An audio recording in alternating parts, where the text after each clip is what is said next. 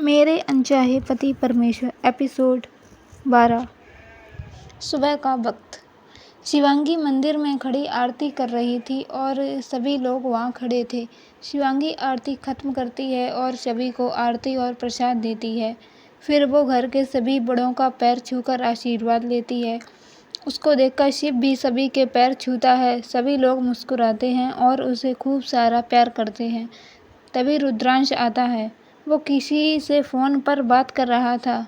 वो फ़ोन काटकर सभी के पास आता है और फिर वहाँ खड़े बड़ों के पैर छूता है और फिर शिव को गोद में उठाकर सभी की ओर देखकर, मैं आज मेंशन जा रहा हूँ दादा सा।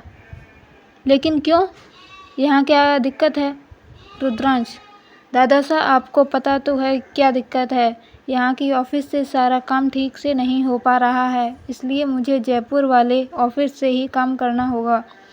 और आज से मिस्टर मल्होत्रा वाला प्रोजेक्ट भी स्टार्ट हो रहा है। मैं डेली इतना ट्रैवल नहीं कर सकता, इसलिए मैं आज अभी थोड़ी देर बाद जा रहा हूँ। उसकी बात सुनकर शिवी के चेहरे लटक गए, लेकिन शिवी खुश थी। शिवांगी अपने मन में, अच्छा है, ये डेविल किडनैपर यहाँ से जा रहा है, फिर मैं यहाँ आराम से रहूँगी। ये सब सोचकर वो खुश हो रही थी, लेकिन उसे क्या पता था कि उसकी खुशियों को नज़र लगने वाली थी। तभी दादी सा: लेकिन जल्दी क्यों जा रहे हो? उनकी बात सुनकर रुद्र: दादी सा, ऐसे दुखी क्यों हो रही हैं आप? जानती तो हैं कि मैं यहाँ से सारा काम नहीं कर सकता, और आपके कहने से मैं यहाँ 1 महीना तक तो रुक गया ना। और आप जब भी बुलाएंगी मैं आ तो जाऊँगा, नहीं तो आप मेरे साथ चलिए वहाँ। उनकी बात सुनकर दादी सा चुप हो गई। रेखा जी चिंता करते हुए: लेकिन शिव वहाँ अकेले कैसे रहेगा? तुम तो ऑफिस चले जाते हो, एक काम करो, तुम शिव को यहीं छोड़ दो। उनकी बात सुनकर रुद्रांश: नहीं मासा, आपको तो पता ही है, शिव दिन में तो बना रहेगा, लेकिन रात में ये रोने लगेगा। रात को ये मुझे ही ढूंढता है। उनकी बात सुनकर वो कुछ नहीं बोल पाई, क्योंकि ये बात तो सच थी। रात में शिव रुद्र के पास ही ज़्यादातर सोता था। शिवांगी के आने के बाद शिव शिवी के पास सोता तो था, लेकिन कभी कभी वो रात में ही रुद्रांश के लिए रोने लगता था, जिससे वो उसे रात में ही रुद्रांश के पास सुलाती थी और खुद सोफे पर सोती थी।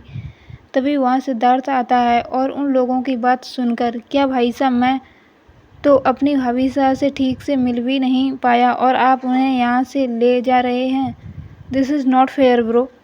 उसकी बात सुनकर सभी को शिवी का ध्यान आता है कि अब शिवी तो रुद्रांश की पत्नी है, वो भी तो उसके साथ जाएगी। ये सोचकर सब थोड़ा रिलैक्स हुए, क्योंकि उन्हें पता था कि शिवांगी शिव को संभाल लेगी।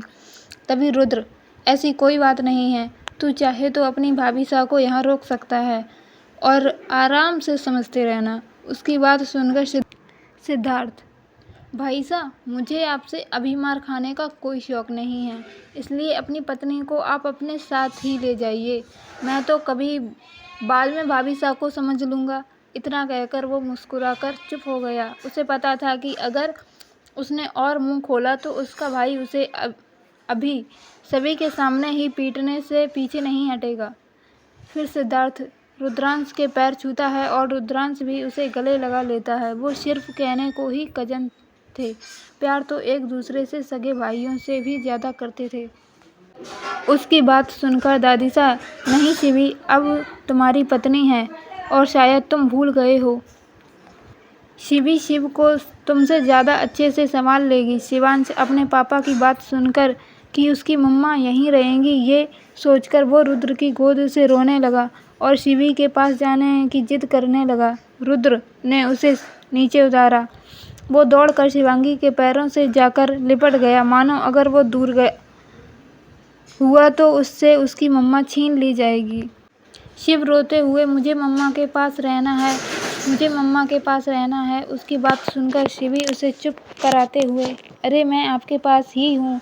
तभी रुद्र उसके पास जाकर: शिव रोना बंद करो, हम आपकी मम्मा को भी अपने साथ ले कर जाएंगे। उसकी बात सुनकर शिव अपने आंसू साफ करते हुए, सच्ची हम मम्मा को भी लेकर जाएंगे? रुद्र हाँ में सर हिलाता है और फिर शिव को लेकर रूम में चला गया। रुद्र के जाने के बाद सभी लोग भी वहाँ से चले गए। रेखा जी शिवी के पास जाती हैं और उसे कुछ समझाती हैं और फिर अच्छा जाकर तुम भी तैयार हो जाओ, नहीं तो फिर से नाराज हो जाएगा। शिवी हाँ में सर हिलाती है। रेखा जी उसे और रुद्र के रिश्ते को एक मौका तो देने को बोलती हैं। रेखा जी शिवांगी से, देखो बेटा, जो कुछ भी हुआ हम उसे बदल तो नहीं सकते, लेकिन आने वाले कल को सुधार तो सकते हैं। इसलिए रुद्र की माँ बनकर नहीं, तुम्हारी माँ बनकर कह रही हूँ, तुम्हें रुद्र को माफ़ कर अपने रिश्ते में आगे बढ़ना चाहिए। इससे तुम दोनों ही अपने अकेलेपन से बाहर आओगे। आखिर कब तक तुम दोनों ऐसे ही रहोगे? अब तुम दोनों पति पत्नी हो। शिवी उसकी बात सुनकर कुछ नहीं कहती। रेखा जी प्यार से उसके सर पर हाथ रखकर, मैं तुम्हें सिर्फ सलाह दे सकती हूँ, आगे मानना या ना मानना तुम्हारी मर्जी। रेखा जी अच्छा, अब तुम जाओ, तुम्हें जो सामान ले जाना हो उसे पैक कर लो। शिवांगी उनकी बात सुनकर हाँ में सर हिलाती है और अपने कमरे में चली गई। शिवांगी जब कमरे में जाती है तो शिव पहले से ही रेडी बैठा था, क्योंकि आज शिव जल्दी उठ गया था, तो शिवी उसे भी अपने साथ रेडी कर नीचे ले गई थी। तभी शिवी की नज़र ड्रेसिंग टेबल के सामने खड़े रुद्र पर जाती है, जो अपने बाल सेट कर रहा था। शिवी उसे देखती है तो उसकी नज़र उसी पर टिक गई। तभी रुद्रांश की भारी आवाज़ आती है, तुम्हें जो ले जाना हो वो सामान पैक कर लो, हम 30 मिनट में निकल रहे हैं। अपनी बात ख़त्म कर वो रूम से बाहर निकल गया। शिवी उसकी बात सुनकर चौंकती है। 30 मिनट? फिर वो जल्दी से अपने कुछ कपड़े, जो कि सिर्फ भारी भरकम लहंगे ही थे, को बैग में रखती है और फिर कुछ हल्की ज्वेलरी भी रखती है। ये करते समय वो बड़बड़ा रही थी, ये डेविल किडनैपर सच में बहुत बुरा है। उसकी हरकतें देखकर लगता ही नहीं कि ये बिजनेसमैन है, काम तो गुंडे वाले करता है। जब देखो लाल बंदर बना रहता है और अपनी आंखों से डराता रहता है। ऐसे ही रुद्र की तारीफ करते हुए वो अपना काम कर रही थी। थोड़ी देर बाद वो बैग को बंद करती है और थोड़ा दुखी होकर, क्या मैं वहाँ भी ऐसे ही कपड़े पहन कर रहूँगी? अब तो मौसम ठीक था, लेकिन 2 दिन कितने गर्मी पड़ रही है। मैं तो इन दिनों में ही पागल हो गई। अगर वहाँ भी ऐसे ही कपड़े पहनने पड़े तो मैं तो जल्दी ही महादेव के पास पहुँच जाऊँगी। वो ये सब बहुत दुखी होकर कह रही थी। थोड़ी देर बाद काव्या रूम में जाती है और शिवी को आवाज़ देती है, भाभी सा आप तैयार हो गई? भाई सा नीचे बुला रहे हैं। इतना कहकर वो शिवांगी के गले लग गई और रोने लगी। शिवी भी काव्या को गले लगा लेती है, क्योंकि अब तक उन दोनों में अच्छी बॉन्डिंग हो चुकी थी।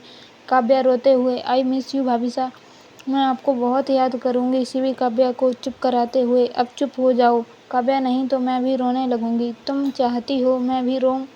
उसकी बात सुनकर काव्या चुप हो गई। इधर रागिनी बुआ के कमरे में वो सिद्धार्थ से कुछ कह रही थी, लेकिन सिद्धार्थ मना कर देता है। तभी रागिनी जी गुस्से में आकर उसे थप्पड़ मार देती हैं और सिद्धार्थ गुस्से में बाहर निकल गया। फिर रागिनी बुआ भी चुपचाप बाहर आ गईं, जहाँ सभी लोग शिव को गिफ्ट दे रहे थे। वो भी आकर सभी के साथ खड़ी हो गईं, जैसे कुछ हुआ ही ना हो।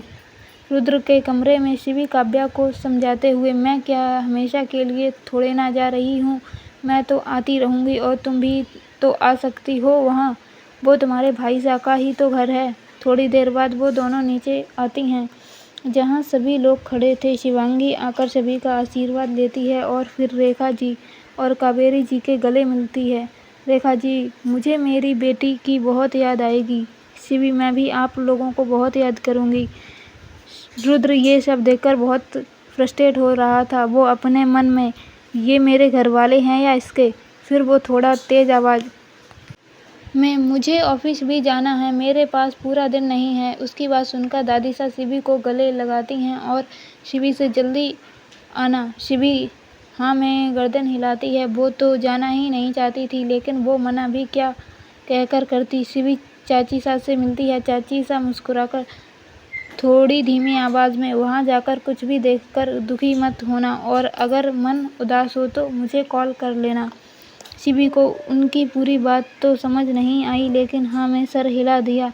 रागिनी भी मुस्कुराकर शिवी को गले लगाती है। तभी सिद्धार्थ आकर रुद्र और शिवी के पैर छूता है, फिर शिव को चॉकलेट देता है। शिव को भेजने का किसी का मन नहीं था, सभी की आंखों में आंसू थे। शिव महावीर जी के आंसू पोंछकर, बड़े दादा साहब आप रोइए मत, मैं जल्दी आ जाऊंगा। उसकी बात सुनकर सभी मुस्कुरा दिए।